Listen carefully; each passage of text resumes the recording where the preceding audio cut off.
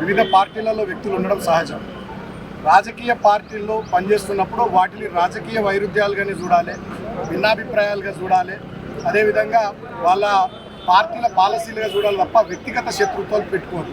నేను ఎన్నడూ కూడా వివేక్ గారి విషయంలో కానీ ఇంకోరి విషయంలో కానీ వ్యక్తిగత శత్రుత్వాలు పెట్టుకోలే. రాజకీయపరమైనటువంటి వైరుధ్యంగానే దాన్ని చూసినా తప్ప నేను ఎన్నడూ వ్యక్తిగత శత్రుత్వంగా చూడలేదు. కానీ వాళ్ళ వివేక్ గారు కానీ రేవంత్ రెడ్డి గారు కానీ మొత్తం అందరినీ వాళ్ళ ప్రధాన ప్రతిపక్షంగా ఉన్న బీఆర్ఎస్ వాళ్ళందరినీ వ్యక్తిగతంగా శత్రువులుగా చూస్తూ ఉన్నారు. నేను ఒక్కరిని కూడా 10 ఏళ్లలో జైల్లో పెట్టలేదు. ఇదే వివేక్ జైల్లో పెట్టలేదు. ఆయన 16 రోజుల పాటు నన్ను జైల్లో పెట్టాడు. సరే, నేను ఇప్పటికే నన్ను జైల్లో పెట్టిండు. మీ కళ్ళ మంట, మీ కడుపు మంట సల్లారింది అనుకుంటున్నా. ఇప్పటికైనా కేతన్పల్లి ప్రజలు ఇచ్చిన తీర్పును గౌరవించమని కోరుతున్నా. నమస్కారం. మొన్న ఫిబ్రవరి 11వ తేదీ కేతన్పల్లి మున్సిపాలిటీకి మున్సిపల్ ఎన్నికలు జరిగినాయి. అక్కడ 22 వార్డులకు గాను బీఆర్ఎస్ పార్టీ, సిపిఐ మేము కలిసి పోటీ చేసినాం. మొత్తం 14 వార్డులు మేము గెలిచినాం. కాంగ్రెస్ పార్టీ కేవలం 7 వార్డులు మాత్రమే గెలిచింది. కానీ 13వ తేదీ ఫలితాలు వచ్చిన తర్వాత కాంగ్రెస్ పార్టీ మంత్రి వివేక్ నేతృత్వంలో ఎలాగైనా ఆ మున్సిపాలిటీ చేజిక్కించుకోవాలనే ఆలోచనతో 14వ తేదీ నాడు భద్రాచలం సీతారాముల వారి దర్శనానికి మా కౌన్సిలర్లు పోతే అక్కడ 8 కార్లతోని కాంగ్రెస్ వాళ్ళు, 2 కార్లల్లో పోలీసు వాళ్ళు పోయి మా వాళ్ళను ఎత్తుకపోయేటటువంటి కిడ్నాప్ చేసేటటువంటి ప్రయత్నం చేశారు. ఈ విషయం తెలిసి హైదరాబాద్ నుండి నేను వెళ్ళి భద్రాచలం పోయి మా 14 మంది కౌన్సిలర్ల కుటుంబాలతో సహా వాళ్ళని తీసుకొని వచ్చి కేతన్పల్లిలోని మా నివాసంలో వాళ్ళకి బస ఏర్పాటు చేసుకొని అక్కడ ఉంచడం జరిగింది. తర్వాత 16వ తేదీ చైర్పర్సన్ ఎన్నిక. ఆ రోజు మేము పోతా ఉంటే ఇన్ టైంకి మమ్మల్ని కౌన్సిల్ హాల్కి మా కౌన్సిలర్లను మోనియకుండా పోలీసు వాళ్ళు 2 చోట్ల అడ్డుకొని ఎన్నికలను 17వ తేదీకి వాయిదా వేసిండ్రు. 17వ తేదీ నాడు మా ఎన్నికల పరిశీలకురాలుగా పార్టీ హైకమాండ్ మా కోవ లక్ష్మక్కను పంపించారు. కోవ లక్ష్మక్క నేను కలిసి 14 మంది కౌన్సిలర్లను తీసుకొని మేము పోతా ఉంటే కౌన్సిల్ హాల్కు 2 కిలోమీటర్ల దూరంలో మమ్మల్ని ఆపారు. ఒక కౌన్సిలర్ బబ్బెర స్వర్ణలత అని చెప్పి దళిత బిడ్డ, 21వ వార్డు, తనది కేసు ఉంది, వాళ్ళ అత్త కేసు పెట్టిందని చెప్పి ఆ నెపంతో మళ్ళీ మా కౌన్సిలర్లందరిని ఆపే కుట్ర చేసారు. అయినప్పటికీ ఆమె గట్టిగా ఎదిరించి నేను నా ఇష్టంతోనే కేసీఆర్ నాయకత్వంలో, సుమనన్న నాయకత్వంలో ఉన్నా అని చెప్పి గట్టిగా చెప్తే పోలీసు వాళ్ళు తూకముడ్చిరు. మా 14 మంది కౌన్సిలర్లు కౌన్సిల్ హాల్కి పోయినారు. మేము అక్కడి నుంచి మా ఇంటికి బయలుదేరుతున్నాం, కోవలక్ష్మి గారు, మేము. అదే సమయంలో వివేక్ గారు, మంత్రి గారి కాన్వాయ్ 10ల సంఖ్యలో కార్లు, 100ల సంఖ్యలో కాంగ్రెస్ వాళ్ళు మున్సిపల్ కౌన్సిల్ ఆఫీస్ వైపు పోతా ఉన్నారు. మేము ప్రశ్నించినాం పోలీసు వాళ్ళను. మమ్మల్ని, నేను మాజీ ఎమ్మెల్యేను, మా కోవలక్ష్మక్క ప్రస్తుత ఎమ్మెల్యే, మా ఇద్దరిని కూడా కనీసం మీరు పోనీయకుండా 2 కిలోమీటర్ల దూరం లాపిర్రు. మరి కాంగ్రెస్ వాళ్ళని ఎట్లా పోనిస్తారంటే మా మీద లాఠీ చార్జ్ చేసిరు పోలీసు వాళ్ళు. అటువైపు నుండి కాంగ్రెస్ వాళ్ళు రాళ్ళు విసిరిర్రు. కానీ అన్యాయం ఏంటంటే రాళ్ళు విసిరిన వాళ్ళ మీద కేసులు కాలే, మా మీద 25 మంది మీద కేసులు పెట్టిరు. తర్వాత ఏం జరిగింది, కౌన్సిల్ హాల్కి పోయినాక మా 14 మంది కౌన్సిలర్లకు మంత్రి వివేక్ గారు వాళ్ళ కొడుకు ఎంపీ బ్లాంక్ చెక్కులు ఇచ్చి ప్రలోభ పెట్టే ప్రయత్నం చేసిరు. కోట్లాది రూపాయల ఆఫర్లు చేసిరు. అయినా మా వాళ్ళు తలొగ్గకపోతే 2-3 కాంగ్రెస్ కౌన్సిలర్లకు తాగిపిచ్చి వాళ్ళతోని మా మహిళా కౌన్సిలర్ల మీద దౌర్జన్యం చేపించారు, ఆడబిడ్డల మీద. తర్వాత ఎన్నికను లోపల గొడవ అవుతుందని చెప్పి వాయిదా వేయించుకొని మంత్రి పారిపోయింది. ఈ విషయాలన్నీ కూడా మేము బయటకు తీసుకొచ్చి ప్రజల ముందు పెడితే దాన్ని తట్టుకోలేక మంత్రి వివేక్ గారు మా మీద అక్రమ కేసులు 25 మంది మీద పెట్టించి మమ్మల్ని 18వ తేదీ నాడు జైలుకు పంపించింది. సరే, మాకు కేసులు జైలు కొత్త కాదు, కానీ నేను ఒకటే మాట కోరుతా ఉన్న తెలంగాణ ప్రజలను ఆలోచించమని. కేసీఆర్ గారు ఆనాడు 2023లో మేము అసెంబ్లీ ఎన్నికల్లో ఓడిపోయినాం. 64 సీట్లు కాంగ్రెస్ ప్రభుత్వానికి వస్తే ప్రజా తీర్పును గౌరవించి కేసీఆర్ గారు ప్రగతి భవన్ను ఒక్క నిమిషంలో విడిచిపెట్టి వారు ఎర్రవెల్లిలోని వారి సొంత ఇంటికి బయలుదేరారు. మరి ఇక్కడ 22 స్థానాలకు గాను 14 స్థానాలు మాకు వచ్చి 7 స్థానాలే కాంగ్రెస్ పార్టీకి వస్తే వాళ్ళు ఎట్లా చైర్మన్ అవుతారు? మరి ఇక్కడి ప్రజా తీర్పును మంత్రి వివేక్ గారు కానీ ముఖ్యమంత్రి రేవంత్ రెడ్డి గారు కానీ గౌరవించాలి కదా.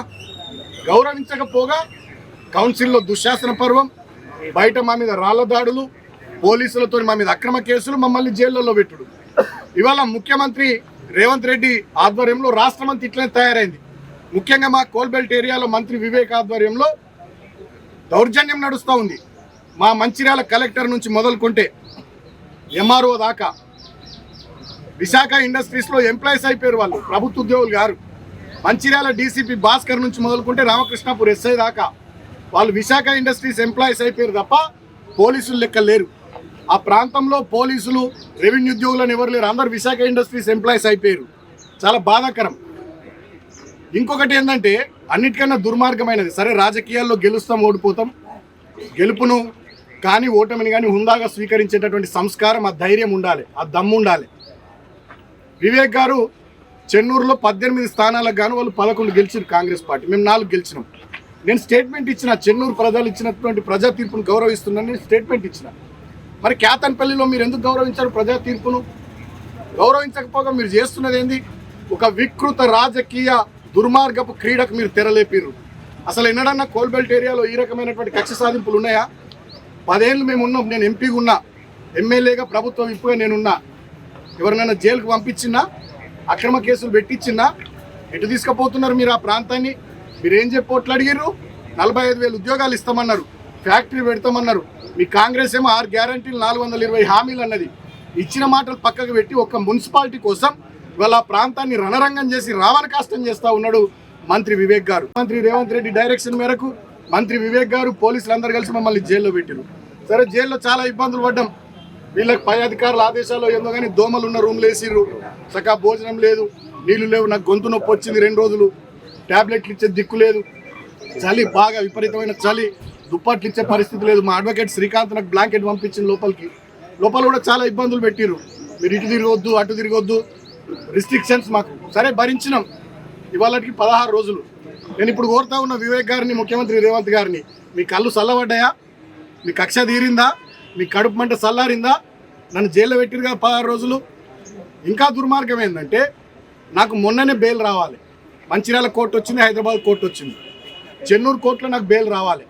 బలవంతంగా ప్రభుత్వ పెద్దలు ఒత్తిడి చేసి 5వ తేదీకి వాయిదా వేయించారు. కారణం ఏందో తెలుసా? నిన్న హోలీ, ఇవాళ నా చిన్న కొడుకు పుట్టినరోజు. ఈ 2 సందర్భాలలో నేను నా ఇంటికాడ నా కుటుంబ సభ్యులతో ఉండొద్దనే ఒక సాడిస్టిక్ ప్లెజర్, పైశాచిక ఆనందం కొద్దీ నిన్న ఇయ్యాల నన్ను జైల్లో ఉంచాలని చెప్పి 5వ తేదీకి వాయిదా వేయించారు. కానీ నేను మా అడ్వకేట్లకు సెల్యూట్ చేస్తూ ఉన్నా. మా కేసీఆర్ గారు ఎప్పటికప్పుడు మానిటర్ చేసి వారికి కూడా కృతజ్ఞతలు. మా అడ్వకేట్లు మంచిర్యాలలో కానీ, చెన్నూరులో కానీ, హైదరాబాద్లో కానీ మాకు బెయిల్ రావడానికి వాళ్ళు బాగా కృషి చేసి వాళ్ళకు హృదయపూర్వకంగా కృతజ్ఞతలు. అదేవిధంగా జైల్లో ఉన్నప్పుడు నన్ను పరామర్శించడానికి పెద్దలు, పార్టీ నాయకులు, మా హరీష్ అన్న, అదేవిధంగా మా కేటీఆర్ అన్న కూడా వచ్చి నాకు ధైర్యం చెప్పారు. వారితో పాటు మాజీ మంత్రులు మా జోగు రామన్న గారు, వేముల ప్రశాంత్ రెడ్డి గారు, కొప్పులీశ్వర్ గారు, గంగుల కమలాకర్ గారు, అదేవిధంగా ఎమ్మెల్యేలు కోవ లక్ష్మక్క, మా అనిల్ జాదవ్ అన్న, కోరుట్ల ఎమ్మెల్యే సంజయ్ అన్న, అదేవిధంగా మా బావ కుత్బుల్లాపూర్ ఎమ్మెల్యే వివేక్ గౌడ్ గారు, మా సోదరుడు ఎమ్మెల్సీ షంబిపూర్ రాజు గారు, పల్లా రాజేశ్వర్ రెడ్డి గారు, అదేవిధంగా మాజీ ఎమ్మెల్యేలు మా కోనప్ప గారు, దివాకర్ రావు గారు, చిన్నయ్య గారు, మా గొంగిడి సునీత మహేందర్ రెడ్డి అక్క, అదేవిధంగా మా జాజుల సురేందర్ అన్న, ఇట్లా చాలామంది పెద్ద రాష్ట్ర స్థాయి నాయకులు కానీ, మా విద్యార్థి విభాగం సోదరులు కానీ, యూత్ విభాగం సోదరులు కానీ అందరూ వచ్చి నాకు మనోధైర్యాన్ని ఇచ్చింది. కానీ నేను ఒక్క మాట రాష్ట్ర ప్రజల్ని కూడా ఆలోచించమని కోరుతూ ఉన్నాను. నడిపినాం, మేము ఎన్నడూ కక్ష సాధింపు రాజకీయాలు చేయలేదు. ఇంకొక ఉదాహరణ చెప్తాను రాష్ట్ర ప్రజలకు. 2014లో నా మీద ఎంపీగా కాంగ్రెస్ పార్టీ నుండి వివేక్ గారు పోటీ చేసి ఓడిపోయారు. వారు ఓడిపోయిన తర్వాత వారిని పార్టీలోకి తీసుకొచ్చుకొని ప్రభుత్వ సలహాదారు ఇచ్చినాం. 2018లో నా మీద చెన్నూరు ఎమ్మెల్యేగా కాంగ్రెస్ పార్టీ నుండి వెంకటేష్ నేత గారు ఓడిపోయారు. వారిని పార్టీలోకి తెచ్చుకొని 2019లో పెద్దపల్లి ఎంపీ చేసినాం. మేము కలుపుకపోయే పని చేసినాం తప్ప కక్షలు పెట్టుకొని వ్యక్తిగతంగా ఏదో చేయాలనే ఆలోచనలు మా 10 ఏళ్ల ప్రభుత్వంలో మేము చేయలే. మేము రాజకీయ పరమైనటువంటి ప్రత్యర్థులుగా చూసినాం తప్ప ఇతర పార్టీల వాళ్ళని కానీ వ్యక్తిగతంగా శత్రుత్వాలు పెట్టుకోలే, శత్రువుల లెక్క చూడలే.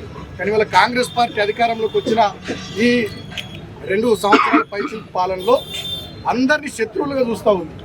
రాజకీయ పరమైనటువంటి వైరుధ్యం, ప్రధాన ప్రతిపక్షం వీళ్ళు ప్రజల తరపున మాట్లాడుతున్నారు, దీన్ని మనం స్వీకరించాలి అనే ఆలోచన చేస్తలే. మేమేం మాట్లాడినా మేమేం చేసినా మమ్మల్ని శత్రువులాగా చూసి మమ్మల్ని కేసులు పెట్టి జైళ్ళలో పెట్టియాలి, లేకపోతే దాడులు చేయాలి, లేకపోతే బెదిరియాలి, లేకపోతే ప్రజా తీర్పును తుంగలో దొక్కి వీళ్ళని ఇబ్బందులు పెట్టాలనేటటువంటి పిచ్చి ఆలోచనలు వీళ్ళు చేస్తూ ఉన్నారు. ఆనాడు ఏమన్నారు వీళ్ళు 2023 అసెంబ్లీ ఎన్నికలప్పుడు 6 గ్యారంటీలు కాదు 7వ గ్యారంటీ ప్రజాపాలన, అదేవిధంగా రాజ్యాంగబద్ధమైనటువంటి ప్రజాస్వామిక వాతావరణం కల్పిస్తాం, అది 7వ గ్యారంటీ అన్నారు.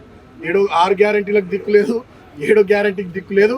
ఇవాళ ఎవరు ప్రశ్నిస్తే వాళ్ళ మీద కేసులు, ఎవరు మంచిగా ప్రజల గురించి మాట్లాడితే వాళ్ళ మీద కేసులు, ప్రజలు ఇచ్చినటువంటి తీర్పును కూడా తుంగలో దొక్కుతూ ఇవాళ ఇష్టం వచ్చినట్టుగా చేతులు అధికారం ఉంది కదని అధికారం మత్తులో అహంకారంతో ఈ ప్రభుత్వ పెద్దలు ప్రవర్తిస్తూ ఉన్నారు. దీన్ని రాష్ట్ర ప్రజలంతా కూడా గమనిస్తూ ఉన్నారు. నేను ప్రజలకు కూడా విజ్ఞప్తి చేస్తూ ఉన్నా, ఇటువంటి కాంగ్రెస్ పార్టీ మీద డెఫినెట్గా పోరాటాలకు సిద్ధమైదాం. మన హక్కుల కోసం మనకు వాళ్ళు ఇచ్చిన మాటలు 420 హామీలు కానీ, డిక్లరేషన్స్ కానీ, 6 గ్యారంటీలు కానీ, వాటి విషయంలో డెఫినెట్గా పోరాటం చేద్దాం. ప్రధాన ప్రతిపక్షంగా బీఆర్ఎస్ పార్టీ తెలంగాణ ప్రజల వెంట ఉంటుంది. నేను ఒకటే మాట ముఖ్యమంత్రి రేవంత్ రెడ్డి గారిని, మంత్రి వివేక్ గారిని కోరుతా ఉన్నా. ఇక నన్ను జైల్లో పెట్టిరు 16 రోజులు, మీ కడుపు మంట చల్లారింది అనుకుంటున్నా. కాతన్పల్లి ప్రజలు ఇచ్చినటువంటి తీర్పును గౌరవించి ఆ ఎన్నిక సజావుగా, చైర్పర్సన్ ఎన్నిక సజావుగా జరగడానికి మంత్రి గారు కానీ ముఖ్యమంత్రి గారు కానీ సహకరించాలని కోరుతూ ఉన్నా. అంత దుర్మార్గాలు జరుగుతూ ఉంటే ఎలక్షన్ కమిషన్ ఏం చేస్తుందో కూడా అర్థమవుతలేదు. స్టేట్ ఎలక్షన్ కమిషన్ కూడా ఏం చేస్తుందో అర్థమవుతలేదు. నేను ఇవాళ డిమాండ్ చేస్తూ ఉన్న స్టేట్ ఎలక్షన్ కమిషన్ 17వ తేదీ నాడు క్యాతన్పల్లి మున్సిపల్ కౌన్సిల్ హాల్లో దుశ్శాసన పర్వం జరిగింది. ఆ వీడియో ఫుటేజ్ దయచేసి బయట పెట్టాలని చెప్పి నేను స్టేట్ ఎలక్షన్ కమిషన్ కూడా డిమాండ్ చేస్తూ ఉన్నా. ఫేర్గా మళ్ళీ ఒక డేట్ ఇచ్చి ఎలక్షన్ జరిగేటట్టుగా, వీలైనంత తొందరలో చైర్పర్సన్ వైస్ చైర్మన్ ఎన్నిక జరిగేటట్టుగా, ప్రజా తీర్పు ప్రకారం అక్కడ మాకు చైర్మన్ వైస్ చైర్మన్ వచ్చేటట్టుగా స్టేట్ ఎలక్షన్ కమిషన్ ప్రశాంతమైనటువంటి వాతావరణంలో ఎన్నిక జరిపించాలని డిమాండ్ చేస్తూ, ఇన్ని రోజులుగా నేను జైల్లో ఉన్నప్పుడు కూడా నాకు సహకరించినటువంటి వాస్తవాలన్నింటినీ ప్రజల్లోకి తీసుకొచ్చిన మీడియాకు కూడా హృదయపూర్వకంగా నేను కృతజ్ఞతలు తెలియజేస్తూ, మా బీఆర్ఎస్ సోషల్ మీడియా వారియర్స్ రాష్ట్ర వ్యాప్తంగా కూడా ఇక్కడ జరిగినటువంటి అన్యాయం కానీ, మా విషయంలో చేసినటువంటి దుర్మార్గాలు, కాంగ్రెస్ ప్రభుత్వం మంత్రి వివేక్ చేసినటువంటి వాటిని ప్రజల దృష్టికి ఎప్పటికప్పుడు తీసుకొచ్చిన బీఆర్ఎస్ పార్టీ సోషల్ మీడియా వారియర్స్కి, నాకు అండగా ఉన్నటువంటి మా పార్టీ నాయకులకు, అదేవిధంగా విద్యార్థి విభాగం, యువజన విభాగం సోదరులకు, మా మాజీ ఎమ్మెల్యేలకు, మాజీ మంత్రులకు, ముఖ్యంగా మా పార్టీ పెద్దలు కేసీఆర్ గారు నాకు బెయిల్ రావాలని ఎప్పటికప్పుడు అడ్వకేట్లతో మాట్లాడి అన్ని విషయాలు మానిటర్ చేసిన గౌరవనీయులు తెలంగాణ తొలి ముఖ్యమంత్రి కేసీఆర్ గారికి, నాకు జైలుకు వచ్చి మనోధైర్యాన్ని ఇచ్చి పార్టీ మొత్తం నీ వెంట ఉంది, అధైర్యపడకు, గట్టిగా నిలబడని చెప్పి నాకు విశ్వాసాన్ని కల్పించిన, నమ్మకాన్ని కల్పించిన మా అన్న వర్కింగ్ ప్రెసిడెంట్ కేటీఆర్ అన్నకు, మాజీ మంత్రి హరీష్ అన్నకు హృదయపూర్వకంగా కృతజ్ఞతలు తెలియజేస్తూ, ఈ సమయంలో నాకు అండగా ఉన్నటువంటి చెన్నూరు నియోజకవర్గం మా పార్టీ శ్రేణులు కానీ, అదేవిధంగా మంచిర్యాల జిల్లా పార్టీ శ్రేణులు కానీ, మరి ముఖ్యంగా ఇక్కడ స్థానిక మాజీ మంత్రి గారు, మా మాజీ ఎమ్మెల్యే మా పెద్దన్న, మళ్ళీ 100% 50-60 వేల మెజార్టీతో హైదరాబాద్ ఎమ్మెల్యే వీళ్ళంతా పూర్తి స్థాయిలో నాకు అండగా ఉన్నారు. వారందరికీ హృదయపూర్వక కృతజ్ఞతలు. అన్నిటికన్నా ముఖ్యంగా లీగల్ టీం హైదరాబాద్లో కానీ, మంచిర్యాలలో కానీ, చెన్నూరులో కానీ ప్రభుత్వం యొక్క కుట్రల్ని పటాపంచలు చేస్తూ, పోలీసులు మొన్న రాత్రి 9కి నోటీస్ ఇచ్చేటటువంటిది ఉంటుందా జైల్లో, కస్టడీ పిటిషన్ నోటీస్ అని చెప్పి రాత్రి 9కి జైలుకి వచ్చి పోలీసులు నోటీస్ ఇస్తే నేను తీసుకోను, without consulting my advocates I cannot proceed, I cannot take అని చెప్పి నేను సీరియస్గా రాసి సంతకం పెట్టిన. అంటే రాత్రి 9కి తెల్లారి బెయిల్ వస్తుందని చెప్పి రాత్రి 9కి కస్టడీ పిటిషన్ తీసుకుని వచ్చారు పోలీసు వాళ్ళు. సో ఇన్ని దుర్మార్గాలు పోలీసు వాళ్ళు చేసినా ఎక్కడికక్కడ గట్టిగా నిలువరించి న్యాయం గెలిచేటట్టుగా, ధర్మం గెలిచేటట్టుగా, మాకు బెయిల్ వచ్చేటట్టుగా చేసినటువంటి మా లీగల్ టీం, మా న్యాయవాదులందరికీ హృదయపూర్వకంగా కృతజ్ఞతలు తెలియజేస్తూ, ఇంకా 3 సోదరులు మా వాళ్ళు జైల్లో ఉన్నారు. ఇంకా 12 మందికి యాంటిసిపేటర్ బెయిల్ వచ్చింది. ఆ 4-5 కూడా బెయిల్ తొందరగా వచ్చేటట్టుగా మా లీగల్ టీం చర్యలు తీసుకుంటుందని సహకరించిన ప్రతి ఒక్కరికి పేరు పేరున హృదయపూర్వక కృతజ్ఞతలు తెలియజేస్తూ థ్యాంక్ యూ. జై తెలంగాణ, జై